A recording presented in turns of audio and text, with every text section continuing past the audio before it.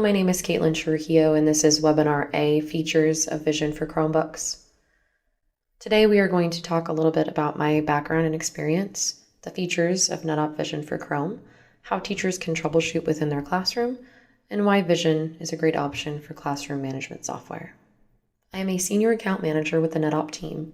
I was an English language arts teacher for 10 years and have earned my master's in education. During my time in the classroom, I worked with all levels of students, from honor track classes to English language development and reading intervention. 5 years of that time, I spent working with devices in the classroom, so I had the opportunity to understand how technology can support differentiation and authentic learning. I also participated in one-to-one rollout at 2 separate campuses and worked with Vision for Chrome. When I left the classroom, I was excited to find myself in a position where I get to share my experience with this product. First, I'd like to discuss the features of Vision for Chromebooks. Vision for Chromebooks is integrated with Google Classroom, so Vision rosters are generated from your classroom rosters. Each of the features of Vision for Chromebooks is accessible via the teacher's toolbar. This is present in the top right-hand corner of the teacher's application. The one-click functionality of these features allows teachers to monitor and interact with student devices throughout the period. We will go over each of these features today. Let's take a look at the teacher's application. When the teacher opens a Vision application on their device, they will see a screen with each of their Google Classroom pages. This teacher, for example, teaches Algebra 1, Algebra 2, and Speech and Debate. When you hover over the top of your Google Classroom page, you will see how many students are enrolled. So in this class, for example, we have 3 students, and this is the Google Classroom code. Vision and Google Classroom sync frequently. So if you have a student enroll after you've started the session, you can click Sync with Google Classroom here to pull the most up-to-date information. Once you select a class, the next screen will populate with all of the students enrolled. It's normal for students to have this black screen with a slash because we haven't actually started the session until we click here. Once the session has started, students will receive a pop-up with a request to share. This pop-up is required by Google because we are not only capturing their browser, but their entire device, including any applications running in the background. This is something that really sets us apart from other classroom management software. These 3 screens represent the 3 stages of a student joining the Vision classroom. Bob Taylor is listed as offline. That means he's absent from class or not logged into his device. Kristen Thomas has this exclamation point, which means she's received the pop-up with the request to view but has not accepted it. I will accept it now so you can see how that looks for the teacher. And Victor accepted the request immediately, and we can see a live view of his entire device from this thumbnail. One option teachers aren't always aware of is that you do not have to leave your offline students in your view. You can access your toolbar and disable Show Offline Students, and they will disappear. Now you can monitor students from the thumbnails or select students for a closer view. This first feature is Live View, and this is a great opportunity to hold students accountable as well as provide differentiation and support for struggling students. If a student is off topic or distracted, you can play sound from their device or take a snapshot to share with parents. When I was simply monitoring, I would often do so from this thumbnail. This allows you to see at a glance all of the student screens. If Kristen were to Google a Games tab or move off topic, it's readily apparent. Or if Kristen closes her screen, we will see the background and any applications that may run beyond the browser. Now that we have discussed starting a session and monitoring students in thumbnail and live view, we are going to dive a little deeper into each of the features of the toolbar. Each of these features can be applied to an individual student, a group of students, or the whole class. After you have started your session and feel comfortable with monitoring, the next feature is Demo Mode.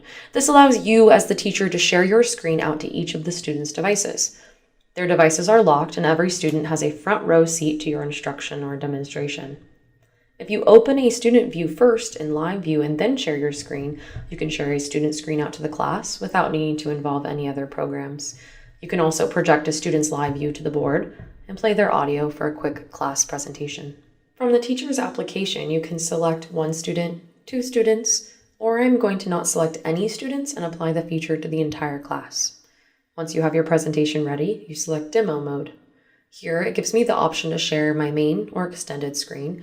When I share my extended screen, you will see my own screen, which is a view of the students' devices, replicated to each of them. To disengage, you simply select Demo Mode again. This is a great feature for providing instructions, sharing images for a warm-up, or a demonstration which requires students to clearly read graphs, formulas, or detailed information that's not practical for a projector. The next feature of our toolbar is the messaging feature. This is great for reminders to the whole class or for individual redirect and support.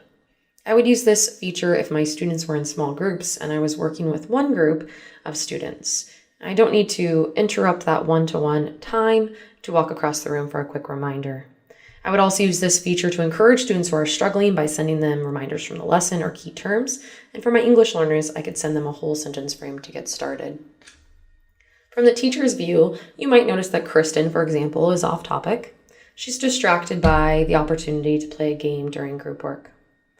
I can send her a quick reminder by clicking Kristen, clicking on message, and then sending her a reminder. Please get back to your speech. Thank you. From here, I can choose to show the message on the whole screen or as a pop-up in the bottom right-hand corner. I'm going to select whole screen, and when it shows on the student device, it locks the device so they can't do anything until they click Got It, confirming that they did see and acknowledge the message that you sent. The next feature is the ability to push a link directly to student devices. This link automatically opens a new tab in the student's browser, but does not close the tab that they are already working in. This is great for speeding up transitions throughout the lesson cycle or helping students who need individualized support. Students may not be quick at navigating between tabs and windows on their devices or just need direction and suggestions throughout the lesson and can benefit from links provided by the teacher. In order to use the Push a Link feature, you can select Students or push a link to the class. Once you select Push a Link and start typing, it will populate links that you've used. I'm going to push the website speechinnovate.org to all students. This can be used for warm-ups or activities that don't require you to limit the browsing experience. If you are pushing a link for a quiz or a focused activity, you can lock students to a single link that you have pushed. Simply go to Configure Filter Web. The website has been added to the On the Fly list. Make sure you only have that On the Fly lock selected and then click Filter Web to engage that lock. Students can no longer navigate away from that site. The next feature is the ability to blank screen the students' devices. This does much more than that, actually. It locks the entire device so that students cannot access their mouse or keyboard or navigate away from that blank screen. This is great for drawing individual student attention, pausing for instructions, or disabling devices between activities. From the Vision application, the teacher can select a student and blank his screen and ask for his attention. And again, to disengage, you click blank screen. The Filter Web feature is the next icon on the toolbar. This is used to lock a specific link on the fly or create a broader filtering experience for the students. This is a great feature for class projects, such as a web quest that only uses specific websites. The teacher creates a filter web list and applies it to the student's browsing experience, keeping students focused and on track. This is also a great intervention for students who need help navigating quickly to less unnecessary websites, as they will populate as clickable links in the student's browser. And of course, this can be used as an intervention for students who are frequently navigating to the wrong websites during the lesson. From the teacher application, you have to first configure the filter. This menu tells Vision which filter to apply. This allows the teacher to save multiple filters and apply them as needed throughout the day or for different student populations. Vision has preloaded the Google Productivity filter list for our users, which will allow students to access all of their Google apps for education, but not search using the Google as a search engine. Once this filter list is selected, with one click, it can be applied to the students in the class. Once it is applied, students cannot navigate away from the filter, and if they do, they will receive a notification as well as a list of allowable sites. One important question I would like to answer today is how to create a personalized web filter. This